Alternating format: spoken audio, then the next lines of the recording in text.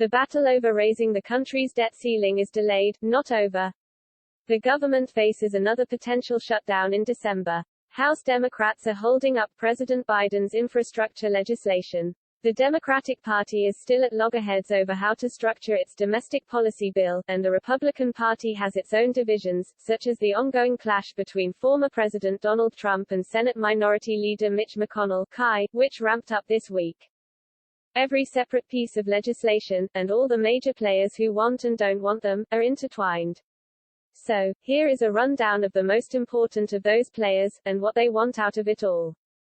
President Biden. What he wants: 2 big legislative wins, a bipartisan infrastructure bill and that big domestic policy bill that could remake America's health care, climate and social safety net programs, while raising taxes on the wealthy and corporations to pay for it all.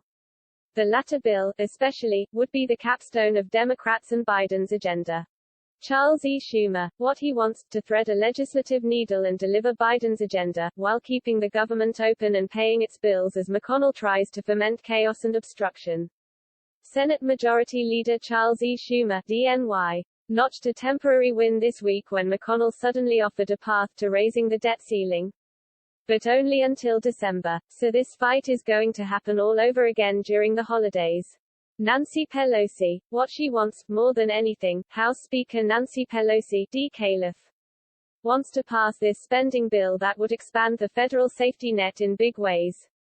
While the legislation could still be scaled back dramatically, major proposals include universal pre-K, free community college tuition, expanded Medicare, major climate change initiatives and potential changes to immigration. Mitch McConnell. What he wants: the majority in the Senate back. That's a possibility, especially if he can make Democrats' domestic policy bill politically toxic. In part because the legislation is so sprawling, and in part because some of the major items are quite popular, Republicans have yet to settle on a specific attack on it, other than calling it a reckless tax and spending spree, and seeking to connect it to rising inflation. Donald Trump. What he wants: possibly to be president again. But more immediately, he wants Republicans to gum up Congress even more, and to push McConnell, whom he sees as a traitor for not supporting his bid to overturn the 2020 election results, out of Senate leadership.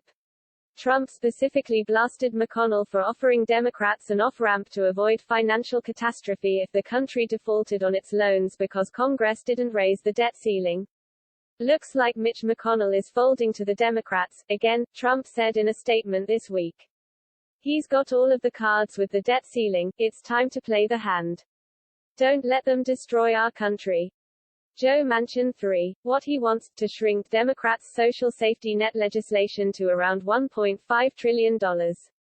Negotiations are happening behind closed doors, but, in general, Senator Joe Manchin 3, DW, VA, wants the benefits focused on the young and the old, and targeted away from the wealthy and upper middle class. While he is open to taxing the wealthy and corporations to pay for it, he isn't willing to go as far as other Democrats. Senator Kyrsten Sinema, D. Arizona. What she wants: first, for the House to pass the infrastructure bill. She helped negotiate that in the Senate, where 19 Republicans voted for it. But House liberals have held up that bill in their chamber to try to get Sinema and Manchin to agree on a framework for the social spending bill. And like Manchin, she wants Democrats' separate domestic policy legislation to cost much less. But she's been much quieter about what she could support, frustrating liberals who say they can't negotiate with a moving target, or no target at all.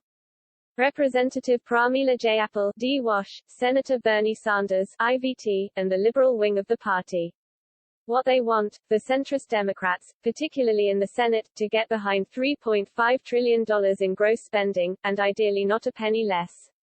As the head of about a 100-member-strong Congressional Progressive Caucus, Jayapal speaks for a group that is increasingly willing to use its votes as leverage.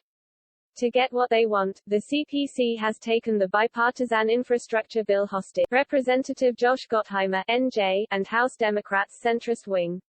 What they want: a vote on the infrastructure bill post-haste, which they didn't get. Gottheimer and other centrists in the House are frustrated that the Democratic-controlled upper chamber is all that so far blocks this bill from becoming law, and their bid to set a September 30 deadline for its passage fizzled when liberals revolted. The Senate passed it this summer. Biden wants to sign it, but Pelosi has yet to bring it up for a vote. The collapse of the September 30 deal has left the centrists' influence in doubt. Gottheimer blamed liberals for indulging in Freedom Caucus-like tactics, referencing the hard-right GOP bloc that has bedeviled House Republican leadership. But the centrists themselves used their leverage to force the September 30 deadline, and it took a Capitol Hill visit from Biden himself to make clear, the infrastructure and reconciliation bills would have to move forward in tandem. The centrists, however, have yet to walk away. They, too, have an interest in passing a reconciliation bill. Gottheimer, for instance, is pushing for a restoration of the state and local tax deduction, also known as SALT, a provision that could save some of his constituents thousands of dollars a year.